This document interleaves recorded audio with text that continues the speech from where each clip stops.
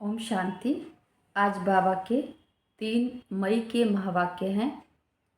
बाबा ने कहा, मीठे बच्चे, अपने को राज तिलक देने के लायक बनाओ। जितना पढ़ाई पढ़ेंगे, श्रीमत पर चलेंगे तो राज तिलक मिल जाएगा। आज का प्रश्न है, किस स्मृति में रहो तो रावणपने की स्मृति विस्मृत हो जाएगी। किस स्मृति में रहेंगे तो रावणपने की विस्मृति हो जाएगी। उत्तर है, सदा स्मृति रहे, अर्थात सदा याद रहे कि हम स्त्री पुरुष नहीं, हम आत्मा हैं। हम बड़े बाबा से छोटे बाबा द्वारा वर्षा ले रहे हैं, अर्थात शिव बाबा से ब्रह्मा बाबा द्वारा वर्षा ले रहे हैं। यह स्मृति रावणपने की स्मृति को भुला देगी। जबकि स्मृति आई कि हम एक बाप के बच्चे हैं तो रावणपने की स्मृति समाप्त हो जाती है। यह भी पवित्र रहने की अच्छी युक्ति है, परंतु इसमें मेहनत चाहिए। गीत बजा है आज, तुम्हें पाके हमने जहाँ पा लिया, जमी तो जमी आसमां पा लिया। ओम शांति। रूहानी बाप बैठ रूहानी बच्चों को समझाते हैं, देखो सब तिलक यहाँ देते हैं, प्रकृति में देते हैं। इस जगह एक तो आत्मा का निवास है, दूसरा फिर राज तिलक भी यहाँ दिया जाता है। यह आत्मा की निशानी तो है ही। अब आत्मा को बाप का वर्षा चाहिए, स्वर्ग का, विश्व का राज्य तिलक चाहिए। सूर्यवंशी चंद्रवंशी महाराजा महारानी बनने के लिए पढ़ते हैं। यह पढ़ना गोया अपने लिए राज तिलक देना है। तुम यहाँ आए ही हो पढ़ने के लिए। आत्मा जो यहाँ निवास करती है वह कहती है, बाबा हम आपसे विश्व का स्वराज्य अवश्य प्राप्त करेंगे। अपने लिए हरेक को अपना पुरुषार्थ करना है। कहते हैं, बाबा हम ऐसे सपूत बनकर दिखाएंगे। आप हमारी चलन को देखते रहना कि कैसे चलते हैं। आप भी जान सकते हो हम अपने को राज तिलक देने के लायक बने हैं या नहीं। बाबा कहते, तुम बच्चों को बाप का सपूत बनकर दिखाना है। बाबा, बच्चे क्या कहते बाबा को, बाबा हम आपका जरूर नाम बाला करेंगे। हम आपके मददगार, सो अपने मददगार बन भारत पर राज्य करेंगे। भारतवासी कहते हैं ना, हमारा राज्य है, परंतु उन विचारों को पता नहीं है कि अभी हम विषय वैतरणी नदी में पड़े हैं। हम आत्मा का राज्य तो है नहीं। अभी तो आत्मा उल्टी लटकी पड़ी है, खाने को भी नहीं मिलता। जब ऐसी हालत होती है तब बाबा कहते हैं, अब तो हमारे बच्चों को खाने के लिए भी नहीं मिलता है। अब हम जाकर इन्हों को राजयोग सिखलाऊं। तो बाप आते हैं राजयोग सिखाने। बेहद के बाप को याद करते हैं। वह है ही नई दुनिया रचने वाला। बाप पतित पावन भी है, ज्ञान सागर भी है। यह सिवाय तुम्हारे और कोई की बुद्धि में नहीं है। यह सिर्फ तुम बच्चे जानते हो। बरोबर हमारा बाबा ज्ञान का सागर है, सुख का सागर है। यह महिमा पक्की याद कर लो, भूलो नहीं। बाप की महिमा है ना, यह बाप पुनर्जन्म रहित है। कौन सा बाप? शिव बाबा पुनर्जन्म रहित है। शिव बाबा कभी भी पुनर्जन्म के चक्कर में नहीं आते हैं। कृष्ण की महिमा बिल्कुल न्यारी है। प्राइम मिनिस्टर, प्रेसिडेंट की महिमा तो अलग अलग होती है ना। बाप कहते हैं, मुझे भी इस ड्रामा में ऊंचे ते ऊंचा पार्ट मिला हुआ है। ड्रामा में एक्टर्स को मालूम होना चाहिए ना कि यह बेहद का ड्रामा है। इनकी आयु कितनी है? अगर नहीं जानते तो उनको बेसमझ कहेंगे, परंतु यह कोई समझते थोड़े ही हैं। बाप आकर कंट्रास्ट बतलाते हैं। कि मनुष्य क्या से क्या हो जाते हैं, कहाँ देवता थे और कहाँ धीरे धीरे असुर बन जाते हैं। अभी तुम समझ सकते हो, मनुष्यों को बिल्कुल पता नहीं है कि 84 जन्म कैसे लेते हैं। भारत कितना ऊंच था, चित्र है ना। सोमनाथ मंदिर से कितना धन लूटकर ले गए थे। बाप कहते हैं तो पवित्र जरूर बनना पड़ेगा।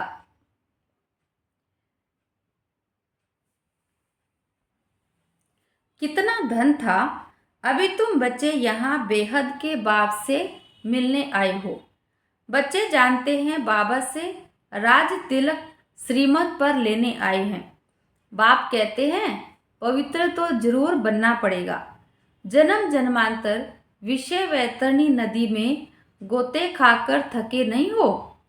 कहते भी हैं हम पापी हैं, मुझ निर्गुण हारे में कोई गुण नहीं। तो जरूर कभी गुण थे जो अब नहीं है। बाबा कहते अभी तुम समझ गए हो, हम विश्व के मालिक सर्वगुण संपन्न थे।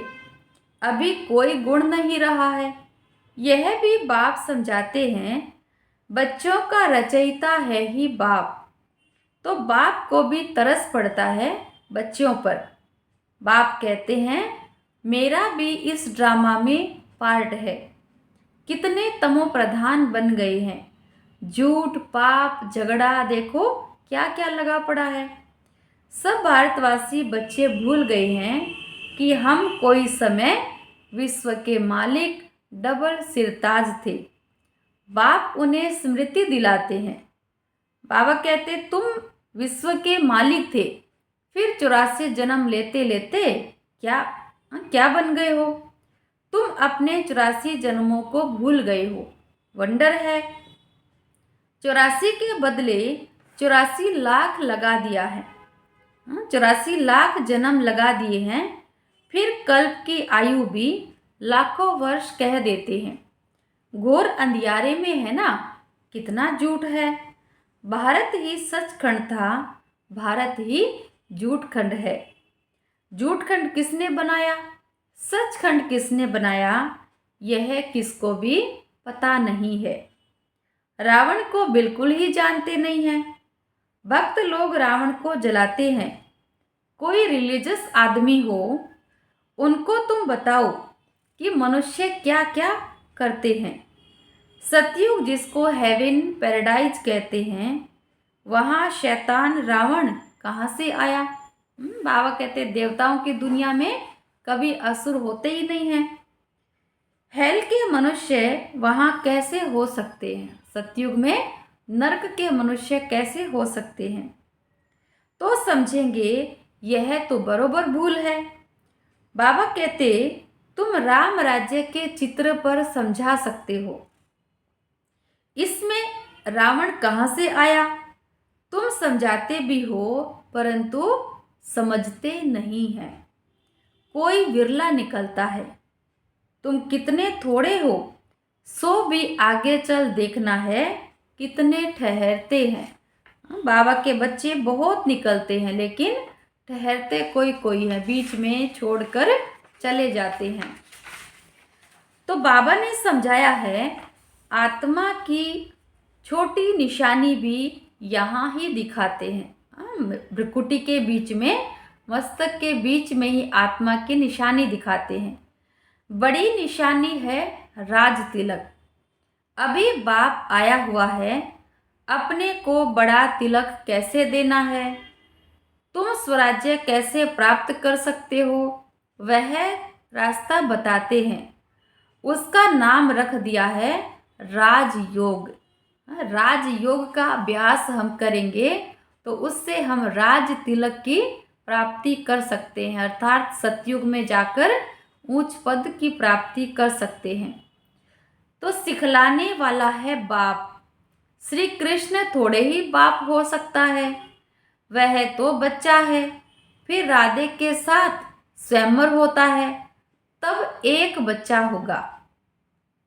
बाकी श्री कृष्ण को इतनी रानियां आदि दे दी हैं, तो यह झूठ है ना। परंतु यह भी ड्रामा में नूंद है।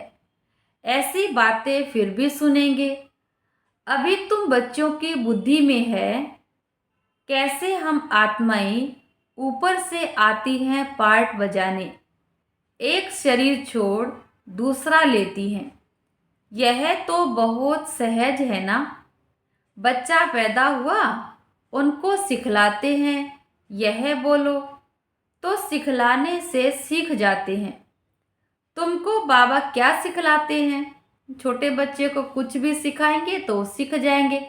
तो बाबा हमें क्या सिखाते हैं? सिर्फ कहते हैं बाप और वर्षे को याद करो। तुम गाते भी हो, तुम मात पिता हम बालक तेरे। आत्मा गाती है ना, बरोबर सुख घनेरे मिलते हैं। बाबा कहते हैं तुम बच्चे जानते हो शिव बाबा हमको पढ़ा रहे हैं।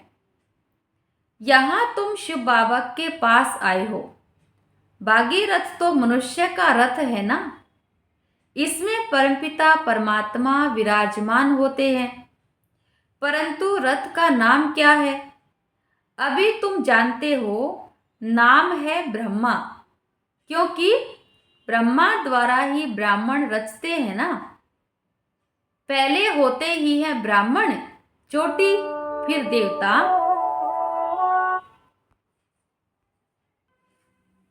पहले तो ब्राह्मण चाहिए, इसलिए विराट रूप भी दिखाया है।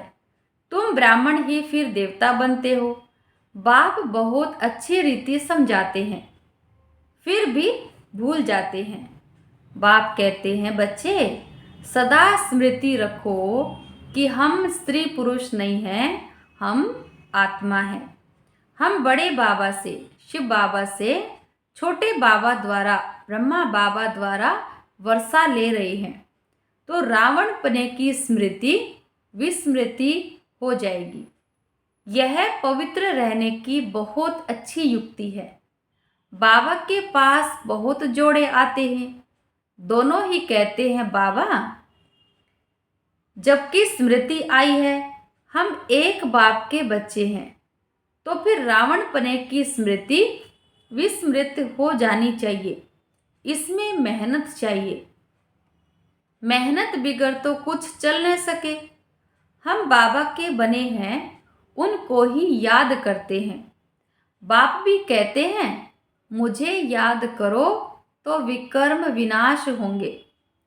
84 जन्मों की कहानी भी बिल्कुल सहज है। बाकी मेहनत है बाप को याद करने में। बाप कहते हैं कम से कम पुरुषार्थ कर 8 घंटा तो याद करो। एक घड़ी आधी की भी पुनः आध। बाबा कहते 24 घंटे में से कम 8 घंटा मुझे याद करो। क्लास में आओ तो स्मृति आएगी। बाप हमको यह पढ़ाते हैं। अभी तुम बाप के सम्मुख हो ना। बाप बच्चे बच्चे कह समझाते हैं, तुम बच्चे सुनते हो। बाप कहते हैं hear no evil, see no evil. यह भी अभी की ही बात है। अभी तुम बच्चे जानते हो हम ज्ञान सागर बाप के पास सम्मुख आए हैं। ज्ञान सागर बाप तुमको सारे सृष्टि का ज्ञान सुना रहे हैं। फिर कोई उठाए न उठाए वो तो उनके ऊपर है। बाप आकर अभी हमको ज्ञान दे रहे हैं। हम अभी राजयोग सीखते हैं। फिर कोई भी शास्त्र आदि भक्ति का अंश नहीं रहेगा।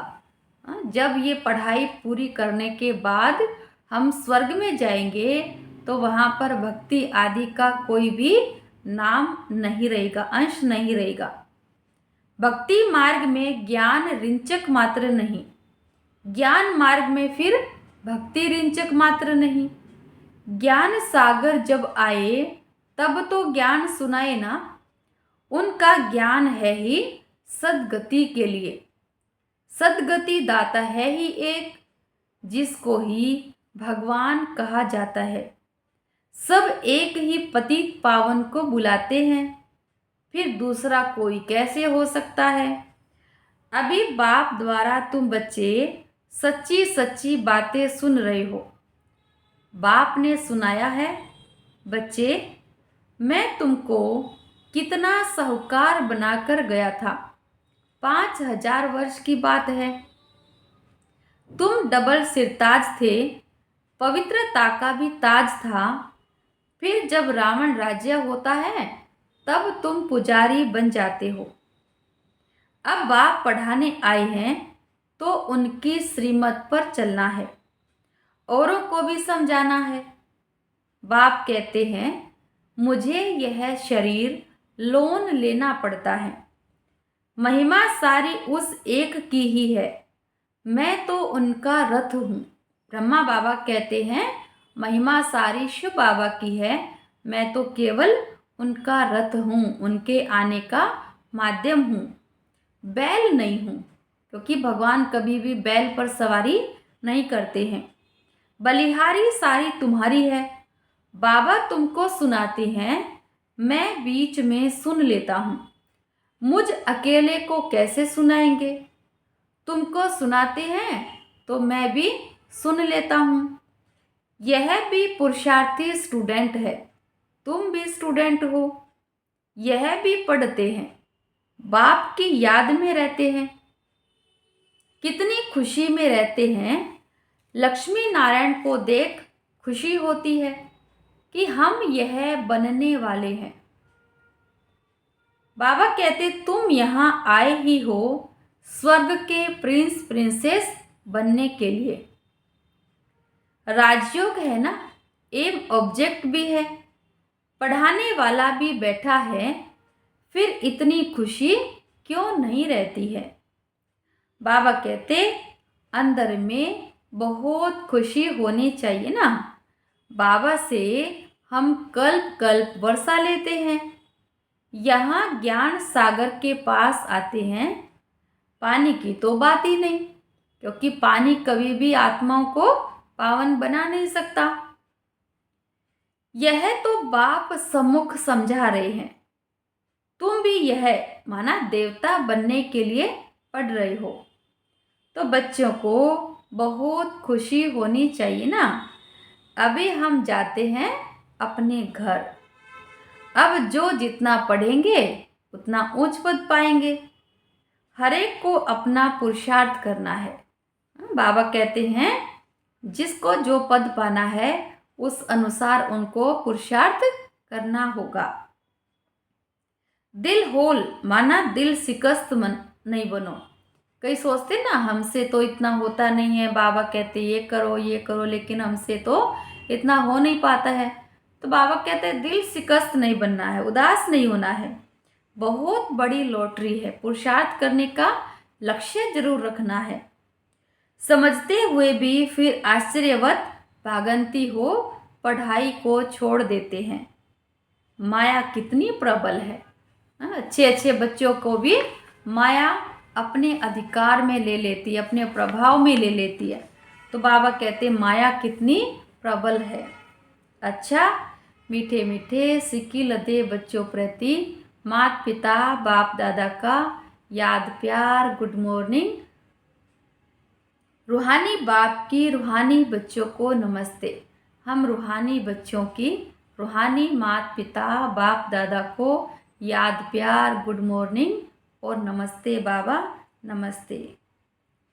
धारणा के लिए मुख्य सार है, अपने को राज तिलक देने के लायक बनना है। सपूत बच्चा बनकर सबूत देना है। चलन बड़ी रॉयल रखनी है। बाप का पूरा पूरा मददगार बनना है। हम स्टूडेंट हैं। दूसरी पॉइंट, हम स्टूडेंट हैं, भगवान हमें पढ़ा रहे हैं, इस खुशी से पढ़ाई पढ़नी है। कभी भी पुरुषार्थ में दिल शिकस्त नहीं होना है। कई दिल शिकस्त हो जाते हैं तो पुरुषार्थ करना ही छोड़ देते हैं, लेकिन बाबा कहते कभी भी दिल शिकस्त नहीं होना है। वरदान है आज का, अपने अधिकार की शक्ति द्वारा त्रिमूर्ति रचना को सहयोगी बनाने वाले मास्टर रचता भव। त्रिमूर्ति शक्तियाँ मन, बुद्धि और संस्कार, यह आप मास्टर रचता की रचना है। इन्हें अपने अधिकार की शक्ति से सहयोगी बनाओ। जैसे राजा स्वयं कार्य नहीं करता, कराता है, करने वाले राज्य कारोबारी अलग होते हैं, ऐसे आत्मा भी करनहार है, करावनहार है। बाबा कहते आत्मा भी करावनहार है, करनहार ये विशेष त्रिमूर्ति शक्तियां हैं। तो मास्टर रचयिता के वरदान को स्मृति में रख त्रिमूर्ति शक्तियों को और साकार कर्मेंद्रियों को सही रास्ते पर चलाओ।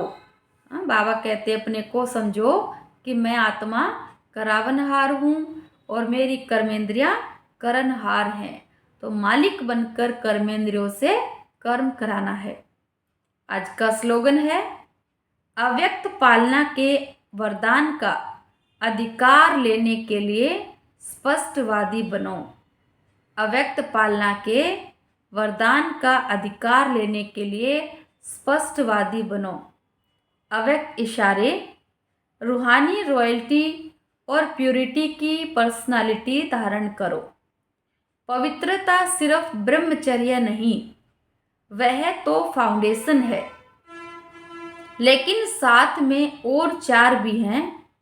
क्रोध और सभी साथी जो हैं, उन महाभूतों का त्याग, साथ साथ उनके जो भी बाल बच्चे छोटे छोटे अंश मात्र वंश मात्र हैं, उनका भी त्याग करो।